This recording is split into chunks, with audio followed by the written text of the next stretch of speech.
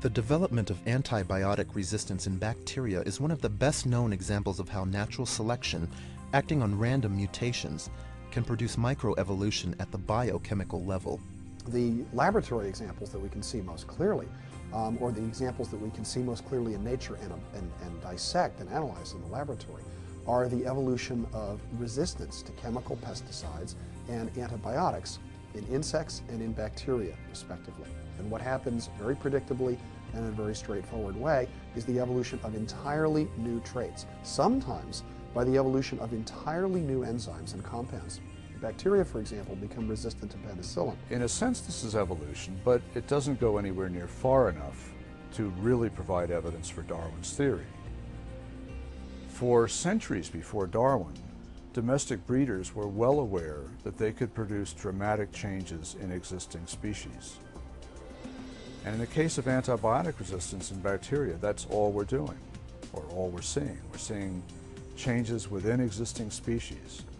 In fact, just recently, a renowned British bacteriologist said that in 150 years of research, although you might expect new species to appear in bacteria before they would appear anywhere else because bacteria reproduce so rapidly, in 150 years we have seen no new species emerge in bacteria.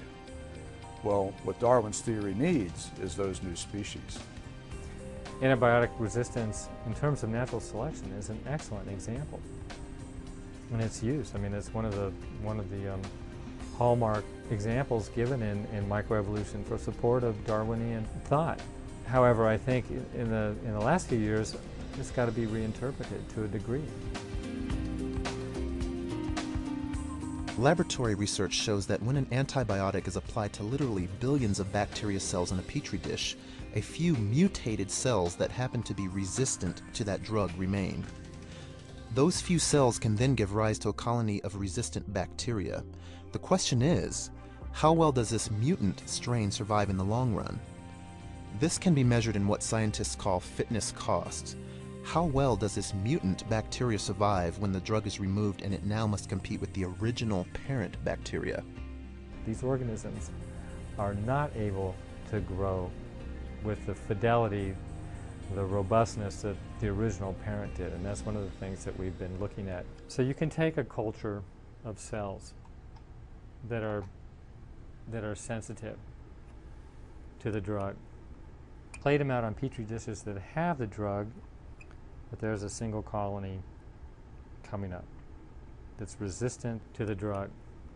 One cell that gave rise to this colony was resistant to the drug out of 4 billion. If this is the parental strain, we now have a mutant, we grow them up separately, and then we put them in the same test tube without the drug. So now we've removed selection, and we can measure empirically the fitness cost in terms of how well the resistant organism can now compete with its parent. The surprising result is that in a relatively short period of time, the resistant bacteria lose out in their competition with the parent. They can't reproduce as fast and over a short time disappear. Within 1 or 2 transfers of overnights, you can lose that population of resistant cells. And then after the 3rd transfer, the resistant isolate has been completely outcompeted by the parent. Why is the resistant strain ultimately less fit? One answer may be that the mutation that produces antibiotic resistance also damages the cell's ability to copy genetic information. It turns out that the resistant strain has a defect in its information processing system. So, these bacteria gain resistance to the antibiotic only by losing another key function they need for survival. That's why in the wild the resistant strain would lose out to the parent type, because the resistant strain is actually less efficient overall. We're going backwards in terms of the fitness of these organisms, not forwards, as used as an example of evolution. But defenders of Darwin's theory say that's not the whole story. They point out that new mutations can occur in resistant bacteria that will allow them to recover some of their fitness. These new mutations are known as compensatory mutations. Over time, interestingly, you can find compensatory mutations to increase the growth rate. So second mutations occur to build the organism back to where it was, but they never get back there completely.